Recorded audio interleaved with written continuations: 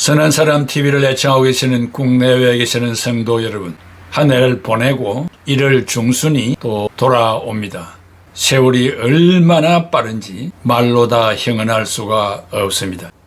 아라비아 격언에 한 번 떠나면 되돌아오지 못하는 4가지가 있다고 말했습니다. 그 안에는 한 번 내뱉은 말, 쏘아버린 화살, 지나간 세월, 저버린 기회라고 했습니다.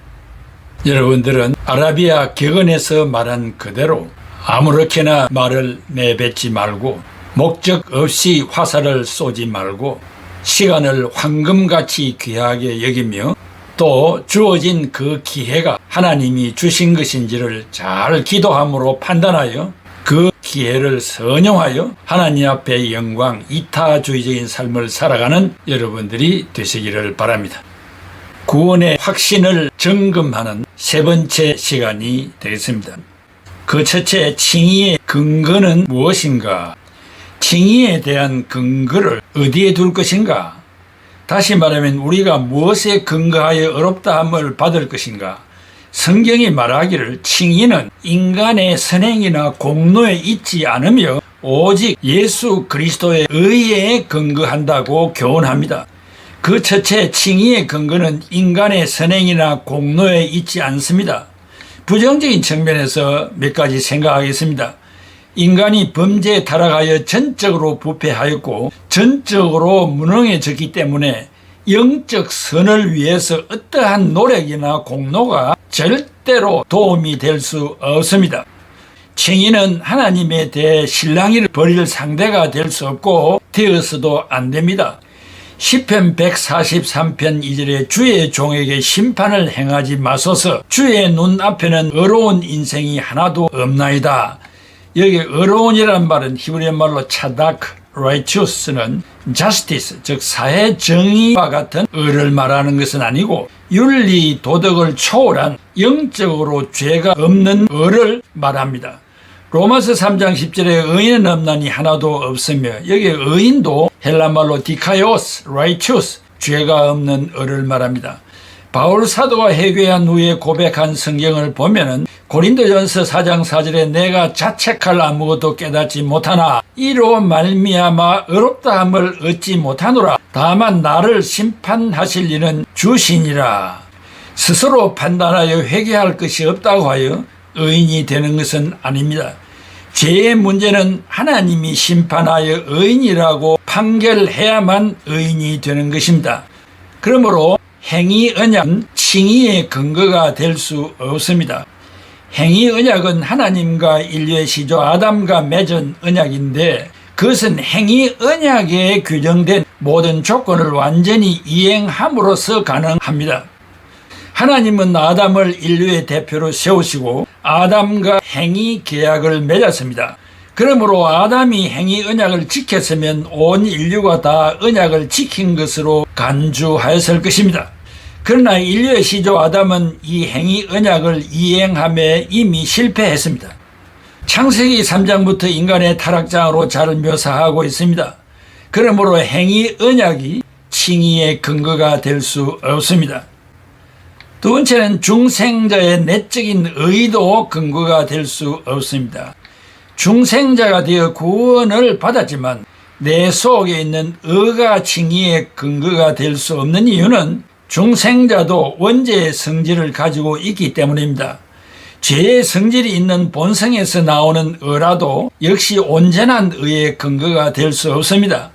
중생한 사람이 가지고 있는 내재적 의는 그 자체가 이미 예수 그리스도를 믿고 그리스도의 십자가의 공로와 성령의 인도하심과 하나님의 은혜로 맺은 열매입니다. 우리에게 있는 내재적 의는 대심판관 되시는 하나님이 어렵다고 선언한 그리스도의 은이 칭의 그 자체가 근거가 될 수 없습니다. 성경에서 노아, 욥, 아브라함, 요셉 등 어떤 개인들을 어렵다 한 것은 신분상으로는 칭의의 결과요, 실제상으로는 상대적으로 하나님이 의로 여겨주신 것입니다. 원죄를 가지고 있는 우리 자신들 속에서는 여한 칭의의 근거도 발견할 수가 없습니다. 율법의 행위도 칭의의 근거가 될 수 없습니다. 신구약 시대의 모든 사람은 한 사람도 예외 없이 율법 곧 하나님의 계명을 지키는 행위로는 의롭다함을 얻지 못합니다. 그 이유는 하나님 앞에서 율법을 듣는 자가 의인이 아니요 오직 율법을 행하는 자라야 의롭다 하심을 얻기 때문입니다. 율법을 지킬 자가 어디 있습니까? 로마서 2장 13절에 하나님 앞에서는 율법을 듣는 자가 의인이 아니요 오직 율법을 행하는 자라야 의롭다 하심을 얻으리니라고 했습니다. 그러므로 우리가 천년을 살아도 하나님 앞에서 현재의 상태보다 더욱 어려워질 수는 없다는 사실을 깨달아야 합니다. 켈빈은 중생한 사람의 행위도 칭의를 얻지 못한다고 지적했습니다. 즉 칭의가 사람에게서 나올 수 없다는 말입니다. 하이델베르그 요리문답 문 60에 당신은 어떻게 하나님 앞에 의롭게 되느냐 라고 했습니다. 답은 오직 예수 그리스도를 믿음으로만 하나님께서는 나에게 그리스도의 완전한 의와 거룩을 주셨다는 말은 grant, 승인하시고 그 공로를 나에게 신용보정으로 주신다. 주신다는 것은 물건을 주고받는 것이 아니라 크레딧, 신용보정이 되는 것입니다. 내가 해야 할 필요한 모든 것은 믿는 마음으로 하나님의 이 선물을 받아들이는 것이다 라고 했습니다.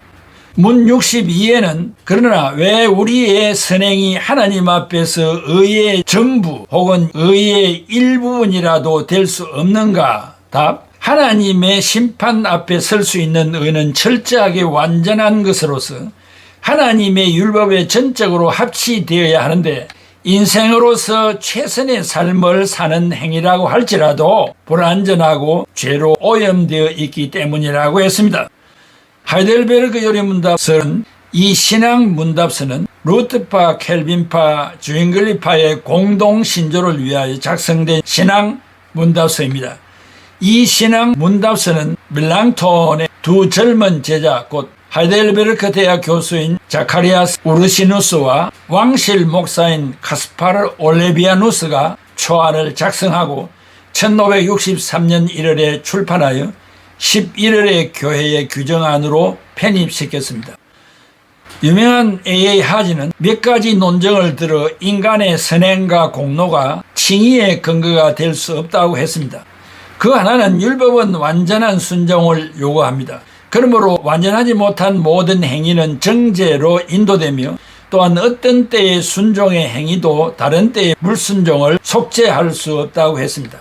갈라디아서 3장 10절에 무릇 율법 행위에 속한 자들은 저주 아래에 있나니 기록된 바 누구든지 율법책에 기록된 대로 모든 일을 항상 행하지 아니하는 자는 저주 아래에 있는 자라 하였음이라고 했습니다.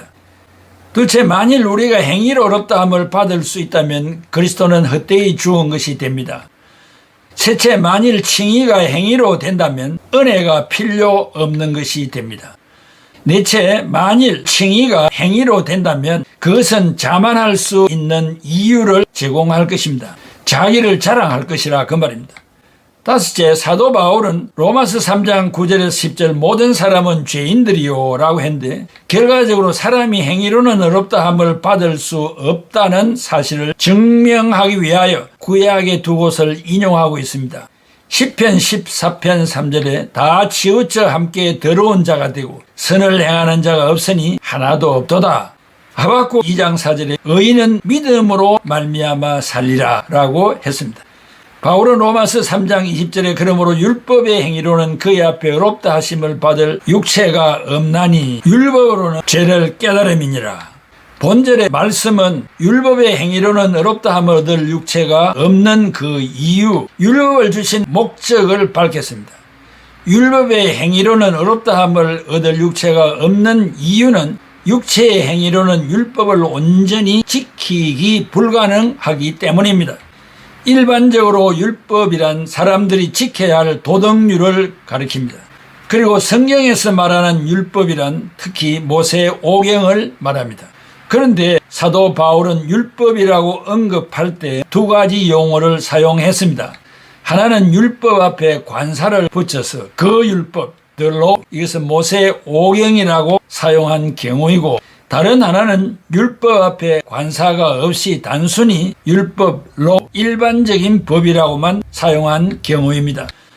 가이슬러는 교회 내에서 이방인들을 포함한 율법을 말할 때는 모세 율법에만 국한시켜 언급한 것이 아니라 이방인들의 도덕률도 포함한다고 했습니다.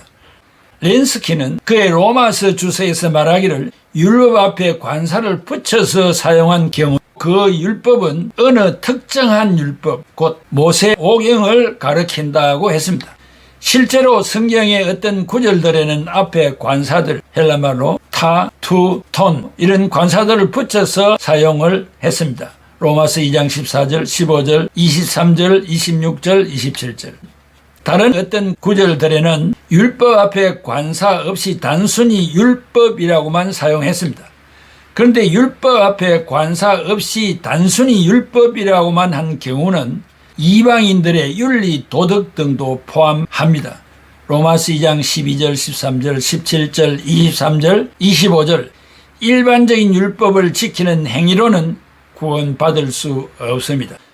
로마서 3장 20절에 의롭다 하심을 얻을 육체가 없나니, 여기 육체는 헬라말로 살륵스, 프레시는 연약한 몸, 죄의 성질이 있는 몸, 죄의 세력이 지배하는 모든 몸을 가리킵니다.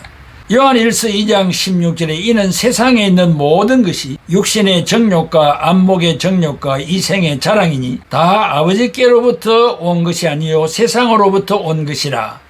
이게 육신의 정욕, 헬라말로 에피두미나이스, 살코스, lust of flesh, 살코스라는 말을 사용한 것은 연약한 몸, 죄의 성질이 있는 육체로 율법을 온전히 지키기 어렵다는 것을 강조합니다. 사랑하는 애청자 여러분, 교리적인 강론이기 때문에 단번에 이해하기는 힘들 것입니다.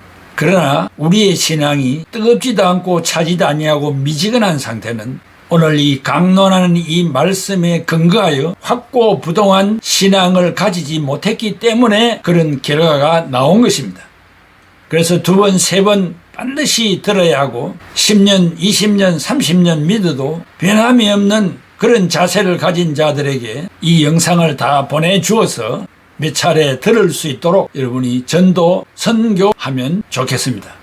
이 강론을 듣는 여러분 자신들부터 금년 한 해 믿음으로 구원 얻은 확고부동한 이 반석을 확인해야 하겠습니다. 기도하겠습니다. 고마우신 아버지 하나님, 은혜와 사랑을 감사합니다. 우리 평생의 신앙생활 가운데서 이렇게 구체적인 강론을 들은 일이 없습니다. 아버지 하나님, 이 강론을 이해할 수 있도록 기도하면서 또 수차례 들으면서 꼭 신앙 지식으로 삼을 수 있도록 성령으로 지혜와 명철을 허락하여 주시옵소서. 예수님의 이름으로 기도하옵나이다. 아멘.